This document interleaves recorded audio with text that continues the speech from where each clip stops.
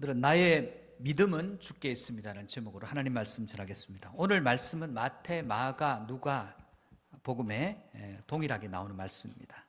내용은 동일합니다. 거의 비슷하고 약간 차이가 있는데 예수님이 배에 오르셔서 건너편, 갈릴리 바다 건너편으로 가져가십니다. 배를 타는 이유는 걸어가는 것보다 배를 타면 직선거리로 가기 때문에 훨씬 더 빨리 갈 수 있기 때문에 배를 이용합니다. 근데 갈릴리 바다 한복판에서 큰 노을이 일어나요. 마태복음 보면.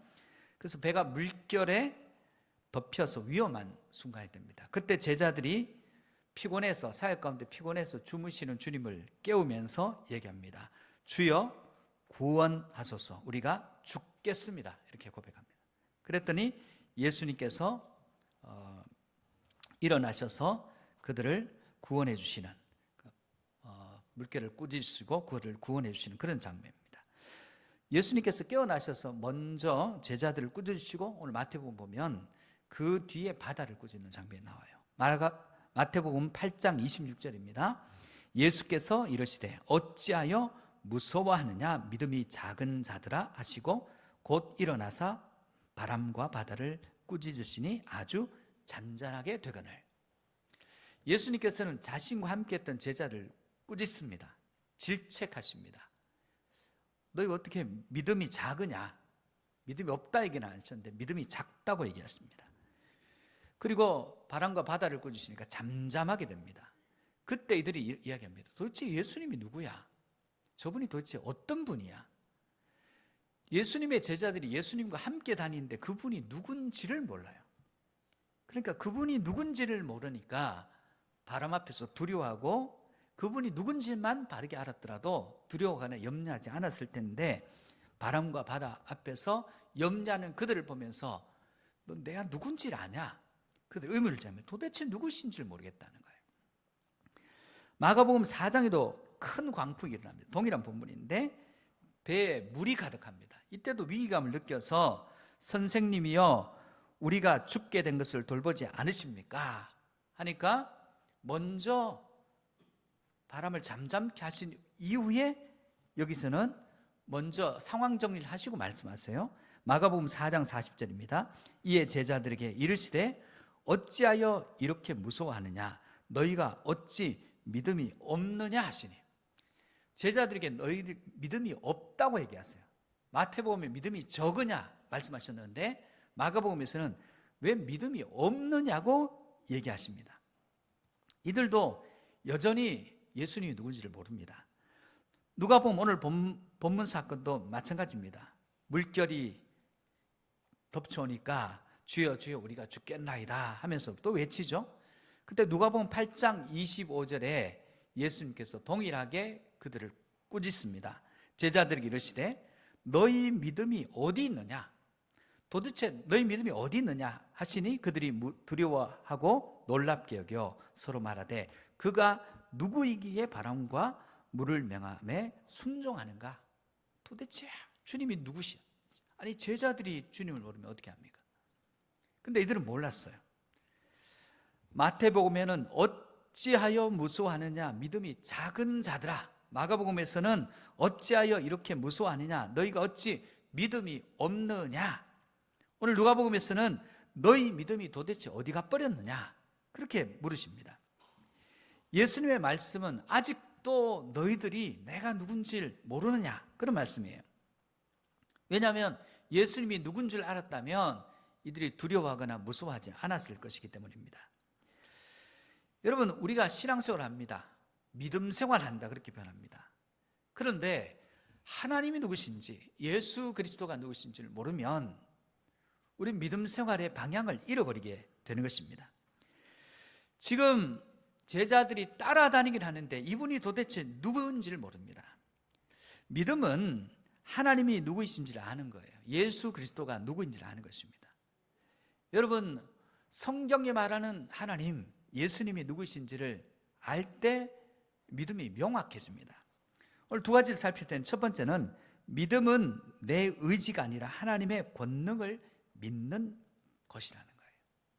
내 의지 아니라는 거예요. 성도들이 자신의 믿음을 자랑합니다. 나는 믿음이 견고해, 나는 결코 흔들리지 않아. 주어가 나는이에요. 나는 괜찮아.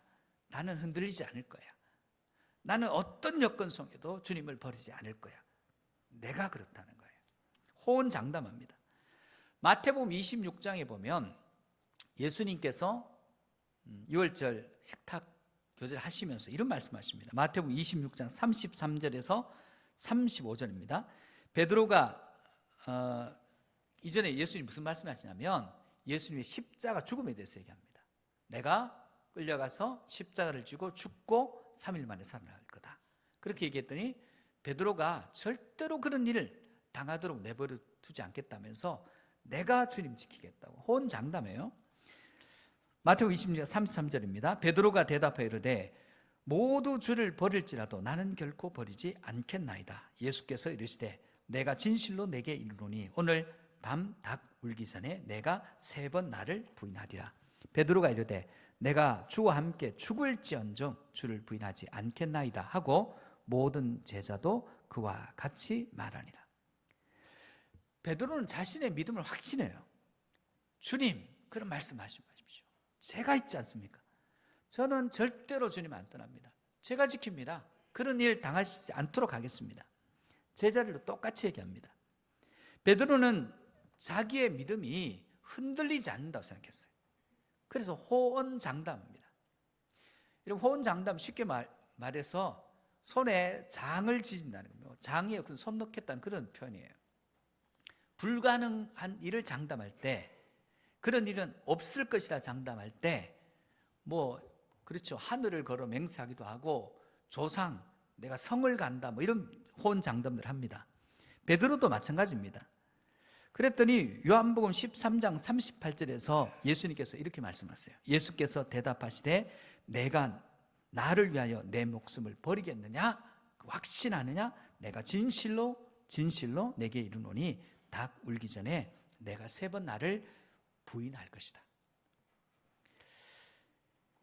여러분, 베드로의 장담은 여지없이 무너졌어요. 다른 날 무너진 게 아니에요. 오늘 그 말씀을 하시고 일주일 뒤에, 한 달 뒤에가 아니라 그날 그 밤에 무너졌습니다.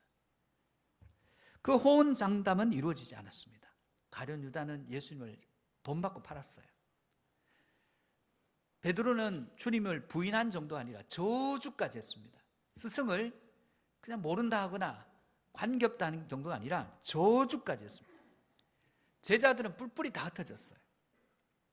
예수님이 십자가 질 때 요한 정도가 그 앞에 있었는지 모르지만 다른 제자들, 남자들은 한 명도 없었어요. 거긴 여인들만 가득했습니다. 예수님은 홀로 자기들의 예수님을 따르던 그 사람들이 없는 가운데 홀로 십자가를 지셨습니다. 죽을지언정 예수님을 버리지 않겠다는 베드로의 호언장담은 어디로 갔는지 없어져 버렸습니다. 여러분, 베드로의 믿음이 어떤 믿음이에요? 제자들의 믿음이 어디 있습니까? 예수님이 물으시잖아요. 왜 너희 두려워하느냐? 왜 믿음이 작으냐? 왜 믿음이 없느냐? 너희 믿음이 어디로 가버렸느냐? 이렇게 물으십니다. 그 믿음은 자기에게서 비롯된 믿음이에요. 자기 확신이에요. 오늘 신앙생활 하면서 자기 확신으로 신앙생활 하는 분들 많습니다. 나는 주님을 버리지 않을 것이다. 나는 예수님을 굳건하게 믿을 것이다. 자기에게서 출발합니다. 이걸 믿음이라고 하지 않습니다, 여러분. 믿음은 내 의지나 내 확신이 아닙니다.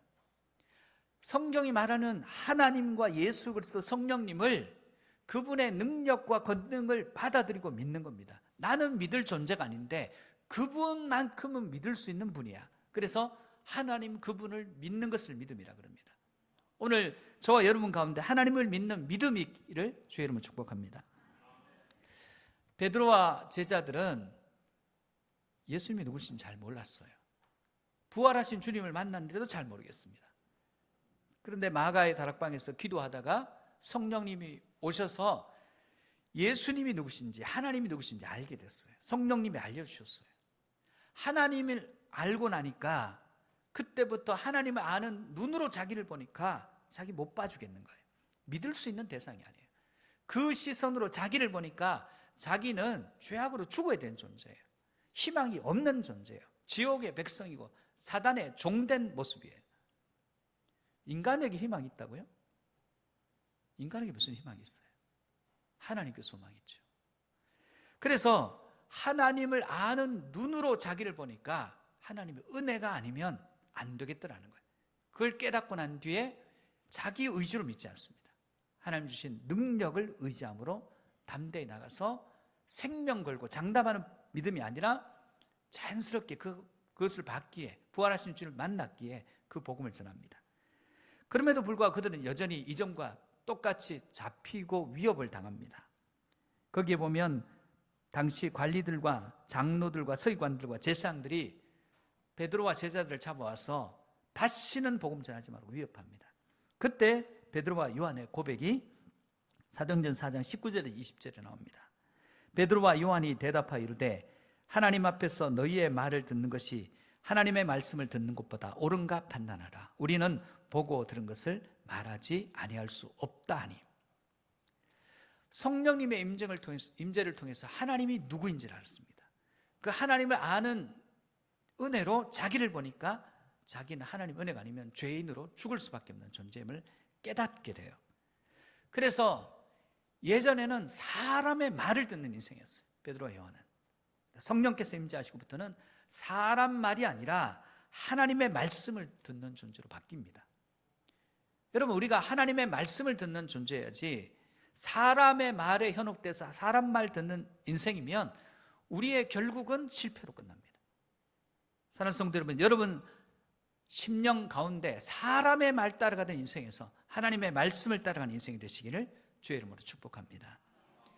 베드로는 하나님을 따르는 믿음의 사람들에게 이렇게 말합니다. 베드로 전서 5장 8절에서 9절입니다. 근신하라, 깨어라. 너희 대적 마귀가 우는 사자같이 두루 다니며 삼킬 자를 찾나니 너희는 믿음을 굳건하게 하여 그를 대적하라. 이는 세상에 있는 너희 형제들도 동일한 고난을 당하는 줄을 알미라. 베드로는 씻을 수 없는 실수를 저질렀습니다. 그러나 믿음이 회복된 후에 다시 그 실수를 반복하지 않습니다. 사람의 말을 따르는 인생에서 하나님 말씀을 듣고 그 말씀 가운데 불이익이 생겨도, 감옥에 갇혀도, 생명의 위협이 있어도 그 복음을 전하는 길에서 결코 이탈하지 않습니다. 여러분, 우리의 믿음이 예수 그리스도 외에 다른 것이 여러분 삶을 지배하고 있다면 우리는 온전한 믿음은 아니에요. 예수 그리스도 외에 다른 대안, 답이 없습니다. 주님만을 믿고 의지하는, 그래서 그분을 신뢰하고 그분을 믿고, 여러분이 아니라, 여러분의 의지가 아니라, 여러분의 힘과 능력, 속옷이 아니라 그분을 믿는 믿음으로 사람의 말이 하나님의 말씀을 쫓아가는 거룩한 주의 백성 되시기를 주님의 이름으로 축복합니다. 두 번째, 믿음은 하나님을 전적으로 신뢰하고 따르는 거예요. 마태복음 9장에 보면 12회를 혈류증으로 앓던 여인이 있습니다. 처음에는 모든 방법을 다 동원합니다. 의사도 찾아가고 돈이 있으니까요. 백약이 무효입니다. 그러다가 돈도 떨어지고 길이 없습니다. 고난 가운데 병은 중해지고 희망이 하나도 안 보입니다.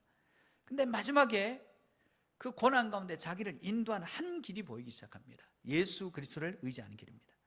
그래서 그는 그 마음에 이런 생각을 먹습니다. 예수님에 대한 이야기를 듣고 예수님의 옷자락 끝만 만져도 자기 병이, 아니 이전에 그 수많은 노력을 해도 안 되는 것들이 예수님의 옷자락 끝을 만진다고 변화될까요? 근데 그는 예수님께 자신의 전 존재를 다 겁니다. 그리고 그분께 의탁합니다. 그리고 옷자락 끝을 잡습니다. 그의 병이 다 떠났습니다. 예수님이 자신의 능력이 나가신 줄 알고 누가 내 옷에 손을 댔느냐 물으니까 여기저기서 웅성웅성합니다. 자기가 옷 만진 사실을 고백하지 않을 수 없는 상황이 되었습니다. 그래서 옷을 만진 이유를 예수님께 솔직하게 고백합니다. 그때 예수님이 그 여인을 향해서 이렇게 말씀하십니다. 마태복음 9장 22절입니다. 예수께서 돌이켜 그를 보시며 이르시되 따라 안심하라. 내 믿음이 너를 구원하였다 하시니 여자가 즉시 구원을 받으니라. 누가복음 8장 48절입니다. 예수께서 이르시되 따라 내 믿음이 너를 구원하였으니 평안히 가라 하시더라. 이 여인은 병만 고친 게 아니에요. 육신의 병을 고칠 뿐만 아니라 그 영혼이 구원을 받는 전 인격적인 구원을 받았습니다. 병 고치는 것은 문제도 아닙니다. 그는 구원받았습니다. 구원을 받은 이유가 뭐죠? 그 여인이 자신의 병을 고칠 유일한 분은 예수님밖에 없음을 믿고 그분께 자신의 삶을 다 거는 겁니다. 이 여인은 주님을 향한 신뢰를 거두지 않습니다. 전적으로 주님만을 신뢰합니다. 그때 이 여인의 신뢰를 주님께서 받으십니다. 마태복음 15장에 보면 가나안의 이방 여인 하나가 자기 딸이 흉악히 귀신 들렸어요. 얼마나 마음이 아프겠어요. 주님 앞에 와서 이방인이지만 내 딸이 흉악히 귀신 들렸나이다. 소리 질러요. 어떻게 좀 해달라는 거예요. 그러니까 주변 사람들이 이야기를 합니다. 소리 지르는 여자가 있다고. 그걸 어떻게 좀 도와주니 어떻게 하시라고. 그랬더니 예수님께서 나는 이스라엘 집에 잃어버린 양 외에 유대인 외에 이방인을 위해서 오지 않았다. 그렇게 말씀하세요. 그럼에도 불구하고 포기치 않습니다. 주여 저를 도와주소서. 그때 주님께서 더 심한 말 하십니다. 자녀의 떡을 취하여 개들에게 주는 것이 마땅치 않다 얘기하십니다. 모욕받은 겁니다. 그럼에도 불구하고 이 여인은 포기치 않고 물러서지 않습니다. 주여 맞습니다. 저 개 맞습니다. 그러나 개들도 주인의 상에 떨어지는 부스러기를 먹지 않습니까? 주님의 그 큰 능력 중에서 부스러기 같은 은혜도 저희 주십시오. 그때 그 여인의 믿음을 보시고 예수님 말씀하세요. 마태복음 15장 28절입니다. 이에 예수께서 대답하여 이르시되 여자여 내 믿음이 크도다. 내 소원대로 되리라 하시니 그때로부터 그의 딸이 나으니라. 이제 병이 떠나갔습니다. 이 여인의 믿음은 결코 주님을 믿고 신뢰하는 것을 포기치 않아요. 끝까지 가는 믿음이에요. 여러분 안에도 주님을 믿는 믿음 가운데서 무슨 일을 만나든지 끝까지 주님을 따라가는 믿음이 있기를 주의 이름으로 축복합니다. 마가복음 10장에 보면 예수님이 여리고를 가십니다. 디메오의 아들인 맹인 거지가 나사렛 예수란 이야기를 듣고 소리 지르기 시작합니다. 다윗의 자손 예수여 나를 불쌍히 여겨주소서. 주변에서 시끄러워 조용히 해 얘기합니다. 그러거나 말거나 더 소리 지릅니다. 다윗의 자손 예수여 나 좀 불쌍히 여겨달라고 소리 지릅니다. 그때 주님께서 그 사람을 불러오라 하십니다.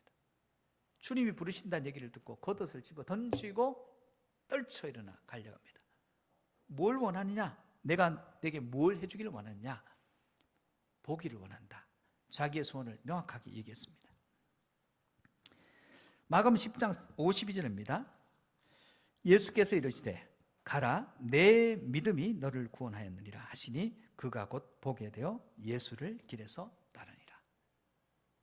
소리 지르고 부르짖습니다. 부르짖기를 중단하지 않아요. 끝까지 부르짖습니다. 그리고 믿음대로 부르짖으면서 예수님이 들리도록 부르짖고 난 뒤에 그 부르짖음의 기도를 포기하지 않았어요. 즉시로 보게 되었습니다. 그리고 보게 된 처음 순간에 볼 것이 얼마나 하겠습니까? 처음 보는데 다른 거 보지 않습니다.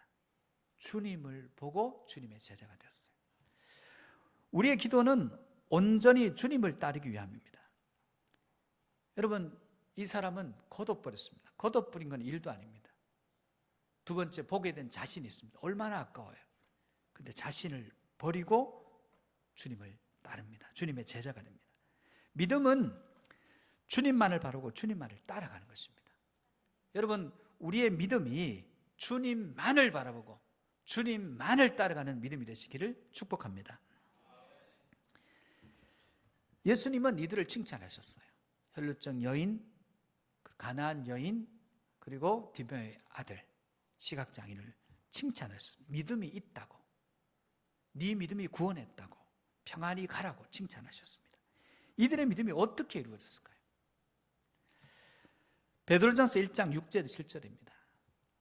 그러므로 너희가 이제 여러 가지 시험으로 말미암아 잠깐 근심하게 되지 않을 수 없으나 오히려 크게 기뻐하는도다. 너희 믿음의 확실함은 불로 연단하여도 없어질 금보다 더 귀하여 예수 그리스도께서 나타나실 때 칭찬과 영광과 존귀를 얻게 할 것이니라. 믿음은요, 고난으로부터 와요. 이 세 사람은 극심한 고난이 있었어요. 12해 동안 혈루증으로 고생했고 모든 것을 다 탕진했습니다. 자기 자식이 아픈데 부모가 해줄 게 없습니다. 이거 극심한 고난입니다. 날 때부터인지 모르지만 보지 못해요. 다른 사람은 다 보는데 자신은 보지 못해요. 보는 것이 소원인데 보여지지가 않아요. 고난입니다. 그런데 이 고난을 통해서 이들은 누구를 봅니까? 한 사람, 예수 그리스도만을 바라보고 그분을 신뢰하기를 포기하지 않고 그분을 신뢰하기를 포기치 않고 그분께 부르짖기를 포기치 않습니다.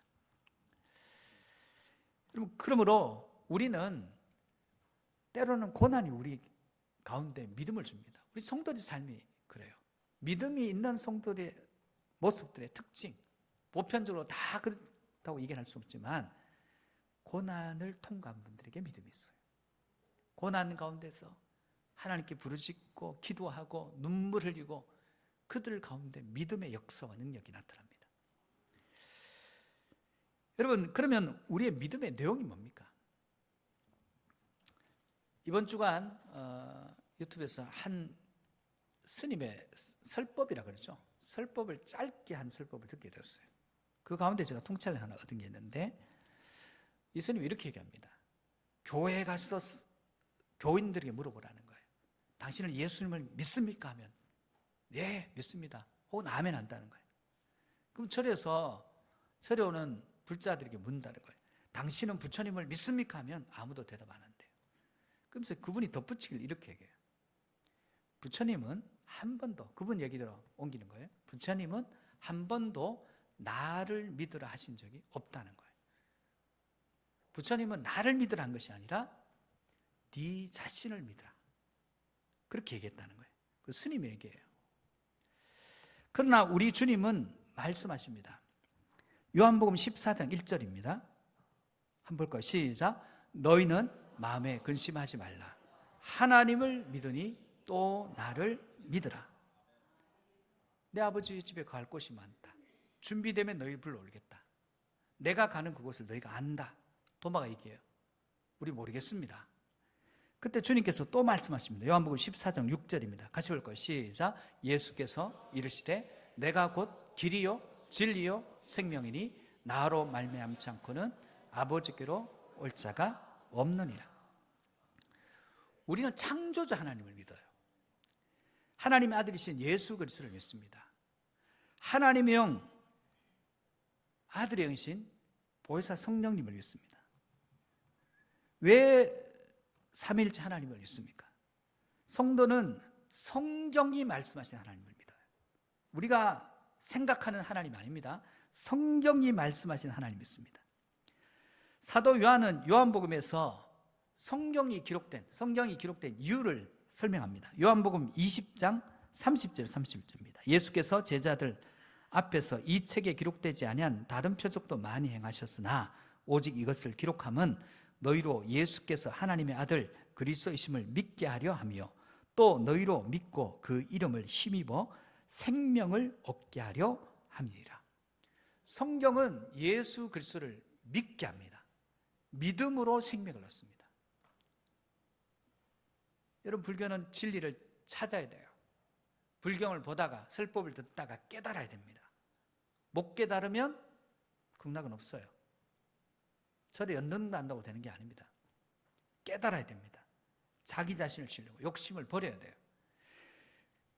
그런데 성경은 우리에게 얘기합니다. 네가 성경 읽다가 깨달아서 천국 가는 게 아니라고 얘기합니다. 하나님의 말씀을 믿고 그 말씀을 받아들이고 우리가 그 길을 아는 것이 아닙니다. 여러분이 천국에 여러분 갔다 오신 분 있습니까 혹시? 우리 교회? 여러분이 그 길을 어떻게 가는지 몰라요. 믿으면 하나님께서 그 길로 인도해 가시는 거예요.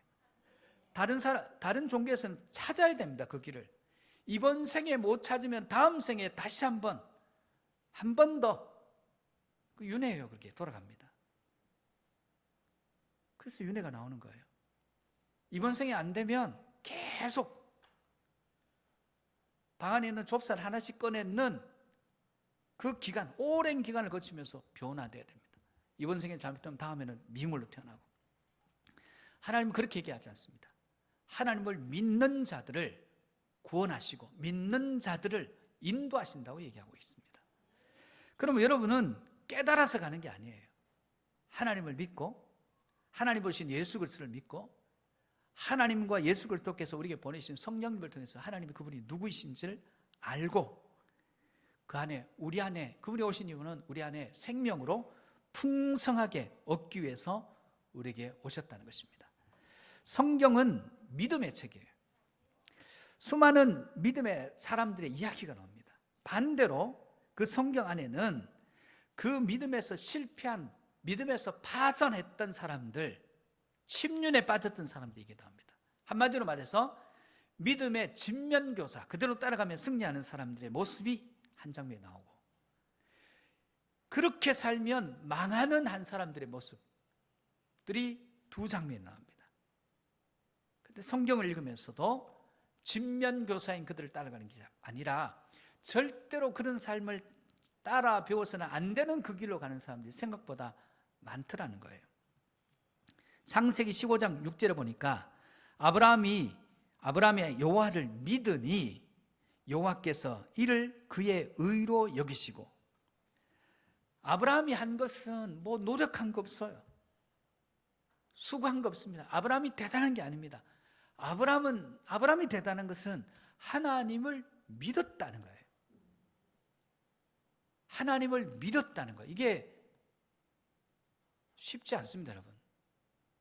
많은 사람들이 자기 의지로 하나님을 믿습니다. 내가 하나님을 믿어요. 하나님 그분을 믿는 것이 아니라, 그분의 말씀을 받아들이는 것이 아니라 내가 말씀 붙들고 말씀 휘둘러요. 말씀을 내가 재단하고 판단하고 내가 다 합니다.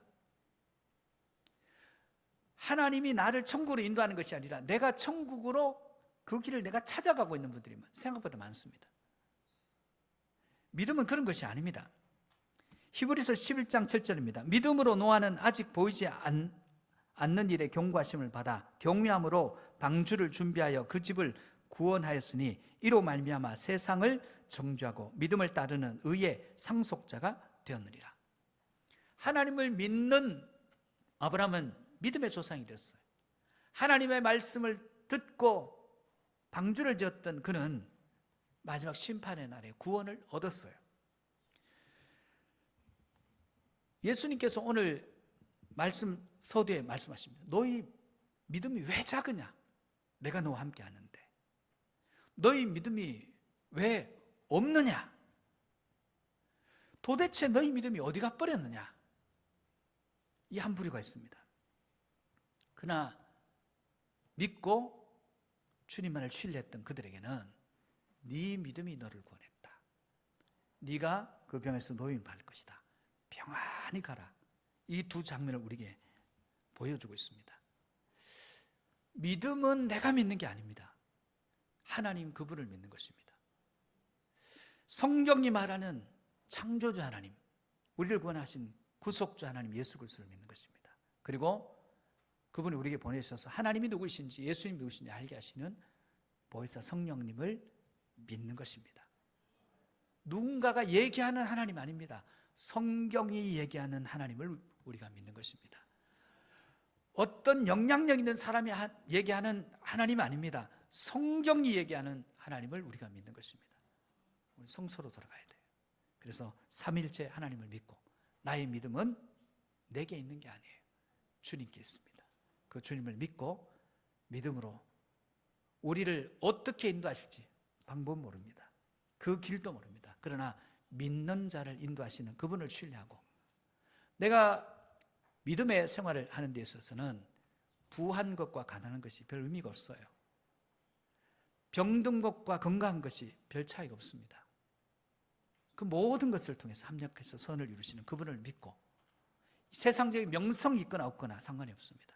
그분을 신뢰하고 그분을 의지하고 끝까지 포기치 않고 부르짖고 그분만을 바라보면서 그분의 길을 따르는 저와 여러분이 되시기를 주님의 이름으로 축복합니다.